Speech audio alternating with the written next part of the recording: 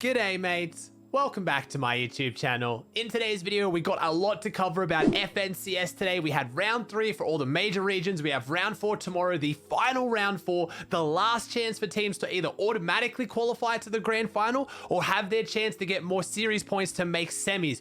And we had some big upsets. We had neither Clix nor Tahi's team, after all the drama last week, make round 4. So Sweaty Sands is now going up to another team entirely.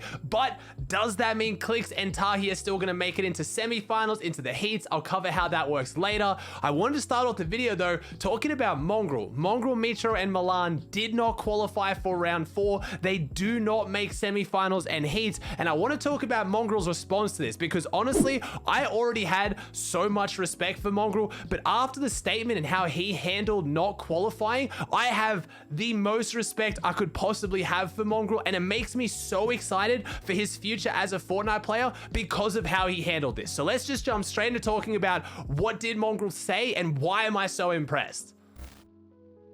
I'll explain how series points and making through to semifinals works and everything when I talk about Clix, but before I explain that, Mongraal cannot make semifinals, he cannot make reboot round, he cannot make grand finals. FNCS is over for Mongraal, Mitro, and Milan. And Mongraal's first response on Twitter was so angry, to FNCS wasted for no effing reason, never happening again. And then his tweet after this, and this has to be 2 of the best tweets I have ever seen from a Fortnite pro, and genuinely looks like a PR agency or someone wrote this as a statement because it's so perfect. But Mongraal clearly wrote this himself. He said, last FNCS, it was me being completely lazy and not taking it serious, so I can't be angry about that. Already, just no excuses, taking full blame. Last FNCS, I wasn't quite there. I didn't perform. It's my own fault. Then he goes on to say, but this one was different. Since I've been playing so much, it hurts a lot to not play. I want to take something out of this at least. So he doesn't think this FNCS was his fault. He's been playing a whole bunch. And honestly, if you've watched Mongraal play right now, he is taking the tournament so seriously and his mechanics are looking ridiculous. So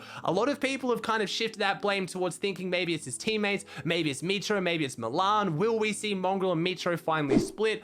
But let me finish. He says, I have now learned the role of an IGL after playing without one for so long and understanding things I didn't before because I was ignorant. This experience will be beneficial in future game modes and has made me a much better overall player, grinding even more than before. So that is super exciting. So Mongraal is now taking on more of an IGL role, as well as being insane as what he is, but understanding and admitting that in the past, he was ignorant. He didn't have the game knowledge he needed, and a lot of people know that about Mongraal, right? The reason why Mongraal pops off when he does is either when he had Tayson as an FNCS to try and lead him, even though they did clash quite a lot, or in metas in the past when he did it with Benji Fishy and Mitro, and there was so much mobility in the game. They were so mechanically far ahead. They could just shockwave, run through whole team, shockwave, rotate. They didn't really need to have that as insane game knowledge. And I don't want to make it sound like I'm saying Mongraal doesn't know Fortnite. Obviously, the guy is insane at Fortnite. His game knowledge is probably better than what he realizes. But to the average person watching Fortnite, you don't realize just how much these IGLs and these leaders of the top teams really know and how much they're doing without saying it. I mean, this is why people like Bizzle get flamed so much, because people just think, oh,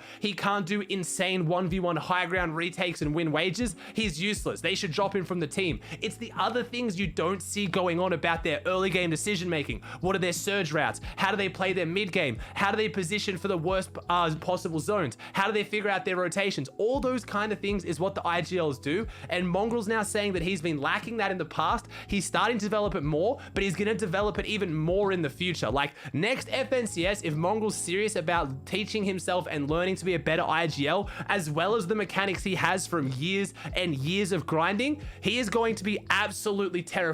Now, he didn't make a statement about whether he's splitting up with Mitro, but a lot of people in the community have taken that answer where he says this one, like he's talking about this FNCS not being his fault, makes it sound like he has a bit of blame to pass on to his teammates. He never said that, so I don't want to put words in his mouth.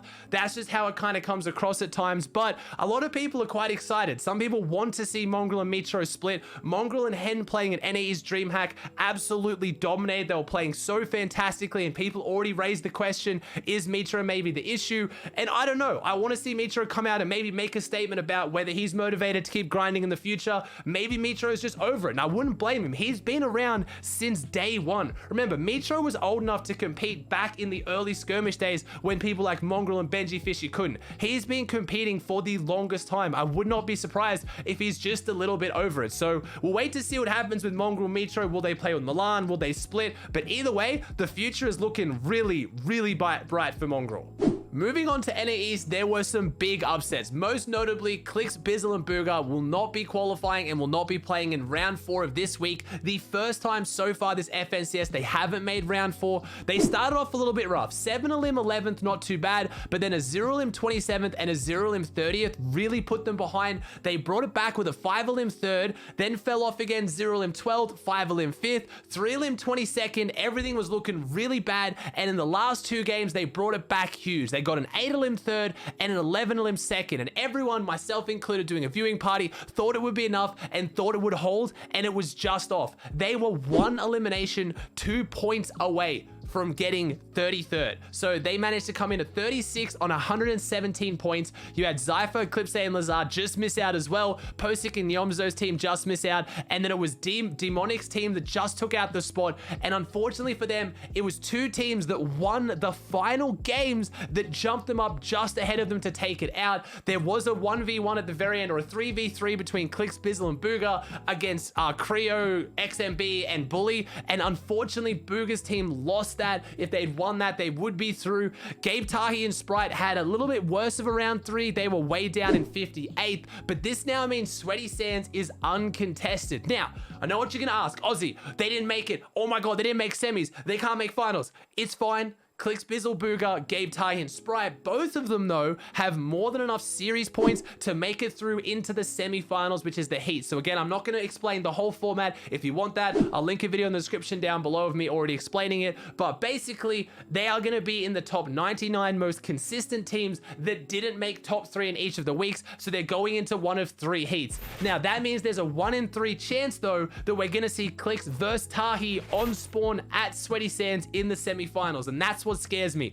I had a lot of confidence that if Clix, Bizzle, and Bugha made it into round 4 today, or tomorrow I should say, or today when you're watching this video, and Gabe, Tahi, and Sprite didn't, they very, very well could have made top 3 and qualified straight through to the grand finals. A lot of the good teams have already qualified, and that's why this round 4 is looking the least stacked of any we've watched so far, and we've already seen it. Last FNCS, Clix, Bizzle, and Bugha took out the first place spot in week 1 when they were uncontested. They are really good in these round 4 settings, but unfortunately, it's going to come down to the semi-finals, and if luck has it the way it normally does in FNCS, because for some reason, these kind of teams always seem to make it into each other's heats, we're going to see Clix versus Tahi in semi-finals, and that's when it's scary that one of them won't make the grand finals. So I don't know how that one's going to end.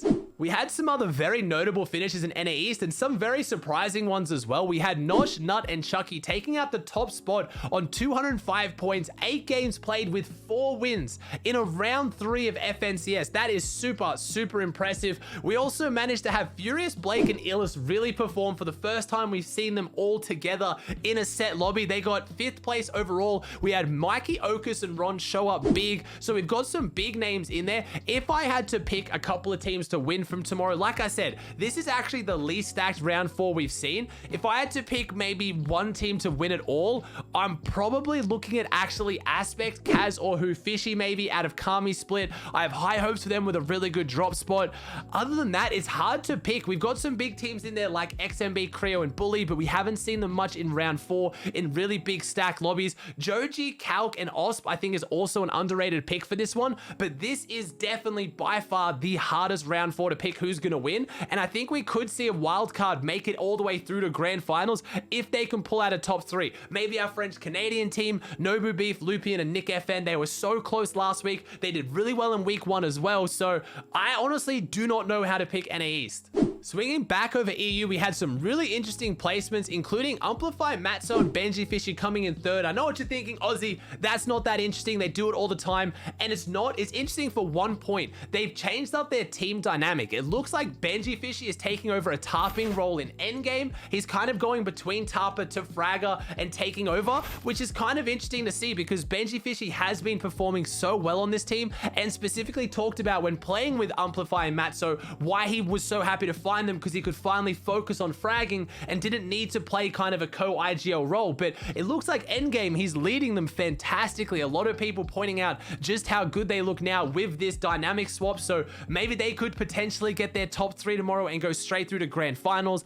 I really just want to see Endelix, Snazy, and Sweezy get uncontested caddy and have the performance I know they're gonna have. That would have to be another pick of mine to get top 3 potentially. Other than that, Kami, Seti, Teak, they've always been around there. They could have their big performance as well. So those are probably the main 3 teams that I have an eye on to get a top 3 out of EU. You do still have huge teams like Clement and Deceptos that are on just such a good tear right now and playing so insanely well, some of the OGs. So again, EU's a tough one to pick. The way this format works with all the top teams already going straight through to grands from last FNCS or the last 2 weeks is really leaving a lot more kind of new teams in there that are wild cards that I don't know if they're going to pop off and have their own big performance, but they really do throw spanners in the works and make it hard to predict what's going to happen in the major regions.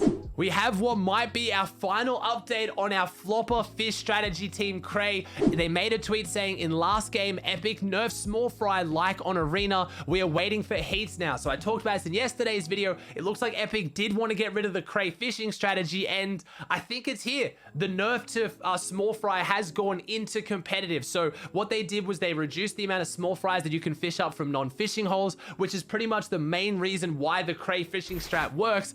And it looks like that play went into competitive, and that's what cost Cray's team. They came 40th overall. They didn't make round 4, but they are automatically into the heats. But my man's a genius. He came up with a crazy strategy, but without small fries as often, I don't know whether they're going to be able to do it in heats. We're going to have to see.